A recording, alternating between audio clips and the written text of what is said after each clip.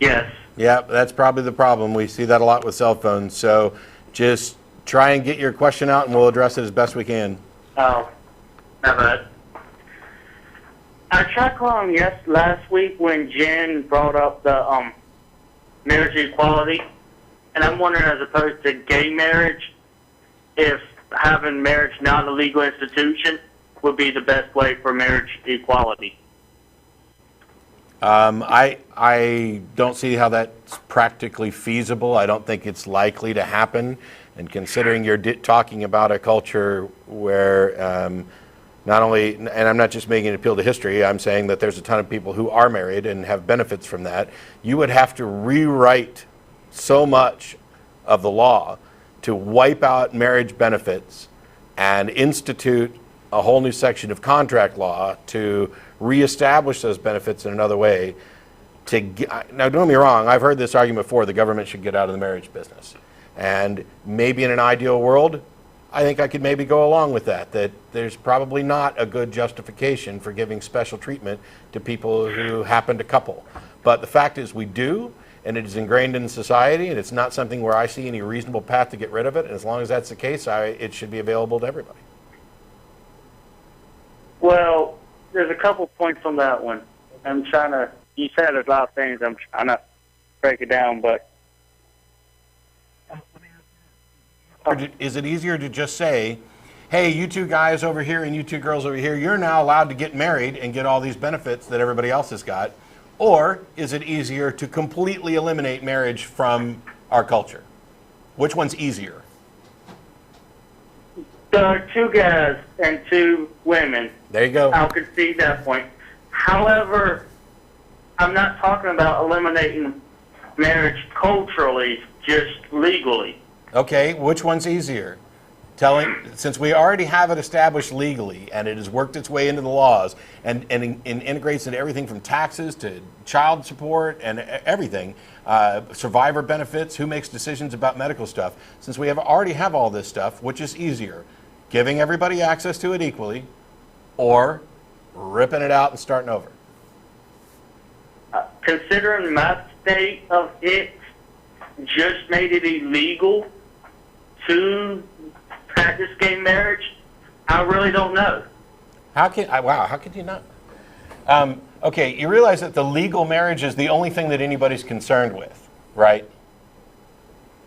That's the only marriage that matters. It's the only one that counts. If you say you're married and you're not legally married, we're talking about two different things. Right. With respect to the law, do you think it's easier to change the law so that now same-sex couples can qualify to marry, or to get rid of all of the laws that relate to marriage?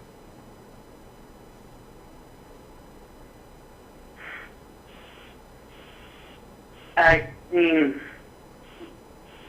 gay marriage could be easier, but it's still a little bit harder than you're making it sound. What? Okay, first of all, I'm not trying to make it sound hard.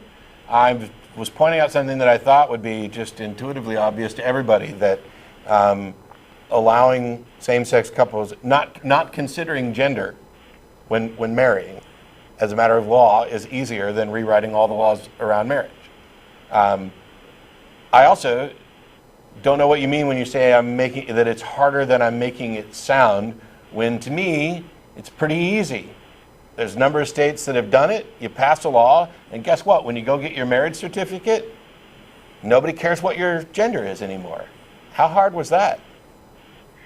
Not very hard, that's true. But there's also a state, mine in particular, unfortunately, that has it in the Constitution recently saying that gay people can't get married. Okay. So, I mean, how hard would it be to overturn it in states like mine and yours, I'm assuming? We might be talking about two different versions of hard. There's hard in the sense of getting the votes to do this, and hard in the sense of the actual application. Do you have something on? Yeah. Yeah, I mean, all the infrastructure in the legal system is already there for marriage. It's just a matter of not discriminating. So in that respect, it's easy. You just stop caring what the genders of the people applying for the marriage license are. But when people add these things like you're talking about, the Constitution amendments and things to, specifically prohibit people from having the same rights as others, that's, that is hard to overturn in some states. I'll agree with that.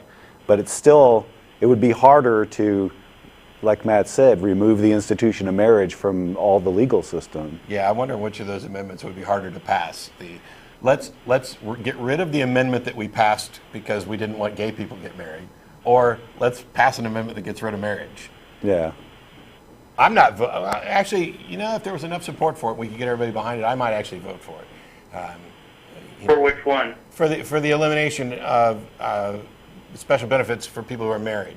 The problem is, one of my reasons for doing this is that even if we have proper marriage equality, there are still issues where people are getting benefits for being married when people who aren't married are contributing just as much and deserve to be treated equally as well. And so there's still some sort of by the idea of a government-sanctioned marriage that has benefits is necessarily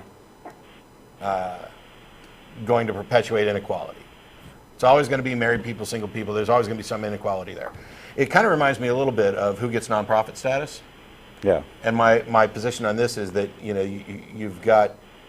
you should offer some justification for having a nonprofit status, that you are doing something that is of value to the community to support the fact that you're not paying taxes, because churches get it by default, and yet they still make use of public resources. When the church catches on fire or has a flood, damage, or lightning, whatever, they're still calling the police when they get broken into. They're still calling the fire department, and these are services that they're not actually paying for.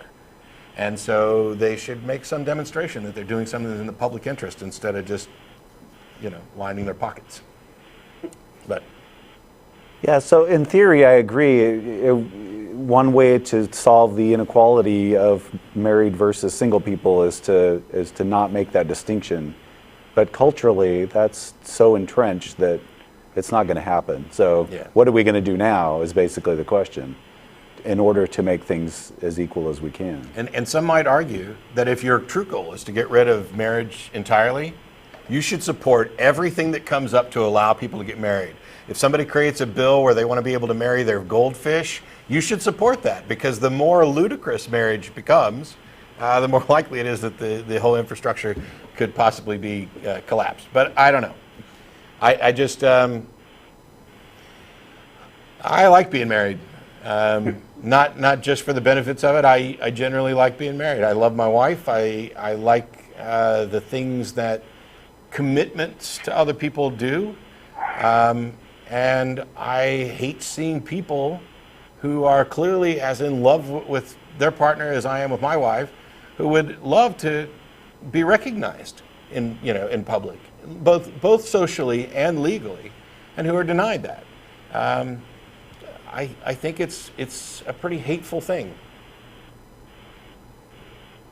Yeah, I do agree that is pretty hateful. Does that also include the polygamy that you're talking about? Because you said the best way to get marriage a non-issue is to legalize as much as possible. Does that include polygamy? Yeah, I would say vote for that if that's the goal. My take on polygamy is that we don't necessarily have to go that far. I mean, it's kind of a slippery slope argument that's often made. If you let gay people marry, people will be marrying 20 people or their dog and all this other stuff. You can draw a line wherever, and the point is to make sure that we're drawing a line equitably, and saying, yeah, you get one person that you get to share this legal benefit rather than your marriage corporation, I think is a reasonable